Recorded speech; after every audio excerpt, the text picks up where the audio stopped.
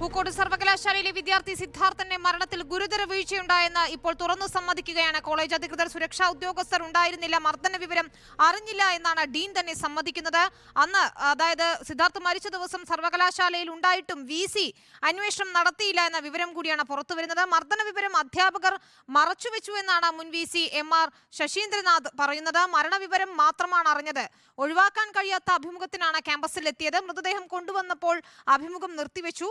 മർദ്ദന വിവരം അറിയിച്ചിരുന്നെങ്കിൽ ഇടപെടുമായിരുന്നുവെന്നും മുൻ VC പറയുന്നു. മരിച്ച വിവരം അറിഞ്ഞപ്പോൾ ഞാൻ പറഞ്ഞത് വളരെ സീരിയസ് ആയിട്ട് തന്നെ എടുക്കണമെന്ന് ഞാൻ പറഞ്ഞിട്ടുണ്ട്. അല്ലാതെ ഹോസ്റ്റലിൽ നടന്ന അതിക്രമങ്ങൾ ഒന്നും എനിക്കറിയില്ലായിരുന്നു. അത് ആരും എന്നോട് പറഞ്ഞിട്ടില്ലായിരുന്നു. 19, 20, 21 തീയതികളിൽ അവിടെ കരിയർ അഡ്വാൻസ്മെന്റ് ഇന്റർവ്യൂ അറേഞ്ച് ചെയ്തിരിക്കുകയായിരുന്നു.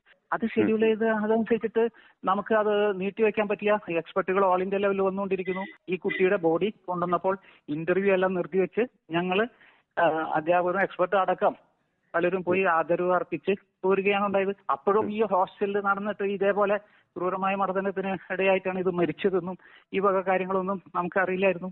നമുക്ക് തന്നിട്ടില്ല, നമുക്ക് ഒരു വിവരം തന്നിട്ടില്ല.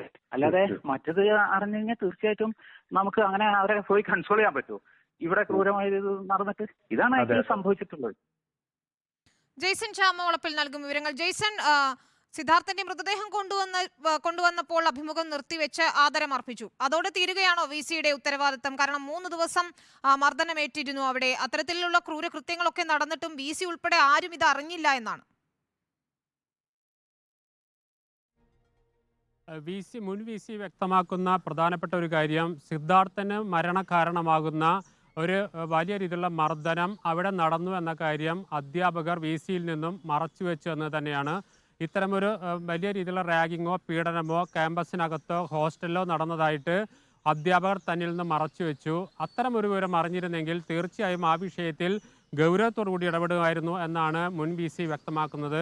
മാത്രമല്ല, ഒരു ആത്മഹത്യ എന്ന നിലയിൽ മാത്രമാണ് അധ്യാപകരും അതുപോലെ തന്നെ ചുമതലയുള്ള ആളുകൾ VCയെ അറിയിച്ചത്. അതുകൊണ്ടാണ് അത്തരത്തിലുള്ള പ്രതികരണം തൻ്റെ ഭാഗത്തുനിന്നുണ്ടായതെന്നാണ് പറയുന്നത്. മറ്റൊന്ന്, അന്ന് നടന്ന ഇൻ്റർവ്യൂവുമായി ബന്ധപ്പെട്ടാണ്.